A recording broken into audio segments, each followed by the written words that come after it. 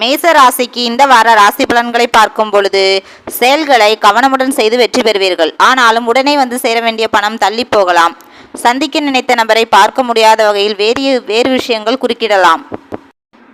கடிதம் மூலம் நீங்கள் எதிர்பாராத ஒரு நல்ல முக்கிய செய்திகள் வந்து சேரலாம்.